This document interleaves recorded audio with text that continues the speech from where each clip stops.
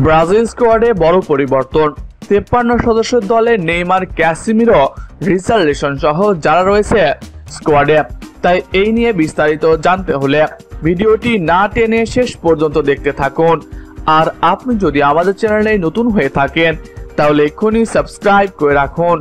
আর ইতিমধ্যে সাবস্ক্রাইব করে থাকলে আপনাকে অসংখ্য ধন্যবাদ।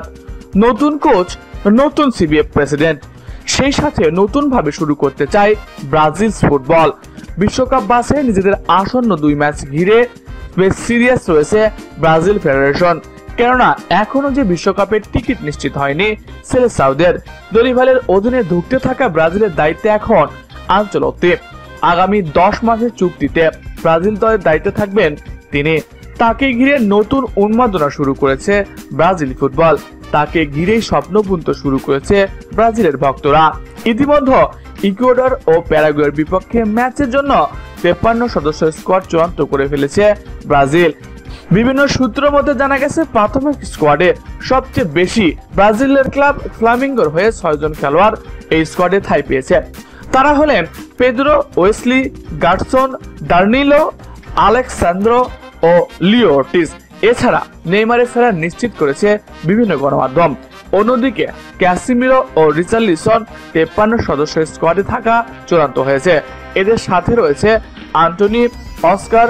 মূলত বিশ্বকাপ বাছাইয়ের পরেও 2025 সালে 4টি প্রীতি ম্যাচ খেলবে ব্রাজিল। এই ম্যাচগুলোতে ব্রাজিলের স্কোয়াডের বাইরে থাকা প্লেয়াররাও সুযোগ পাবে। আর আঞ্চলিকটি চাইছে বিশ্বকাপের আগে খেলোয়াড়দের বাজিয়ে দেখতে। এছাড়া বিশ্বকাপের তরুণ ও অভিজ্ঞদের মিশ্রণে একটা স্কোয়াড গঠন করতে।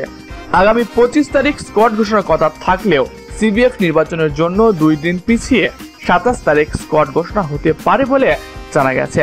চূড়ান্তভাবে কোন 23 জন ব্রাজিল স্কোয়াডে থাকবে এটা এখন দেখার বিষয়।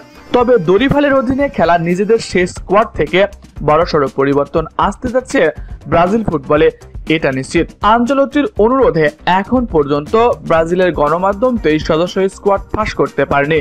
তবে বিভিন্ন গণমাধ্যমের আভাস অনুযায়ী ধারণা করা যাচ্ছে 23 সদস্যের স্কোয়াড কেমন হতে চলেছে। আর সেই তালিকায় ফিরতে চলেছে জনপ্রিয় বেশ কিছু তারকা ফুটবলার, যারা দরিভালের অধীনে দলে সুযোগই পেত না। প্রিয় দর্শক, ব্রাজিল দলে আপনি কোন খেলোয়াড়কে সবার আগে দেখতে চান কমেন্ট করে জানাতে পারেন আপনার মতামত। এছাড়াও খেলাধুলার সকল আপডেট সবার আগে পেতে হলে আমাদের চ্যানেলটি সাবস্ক্রাইব করতে ভুলবেন না। ধন্যবাদ সবাইকে।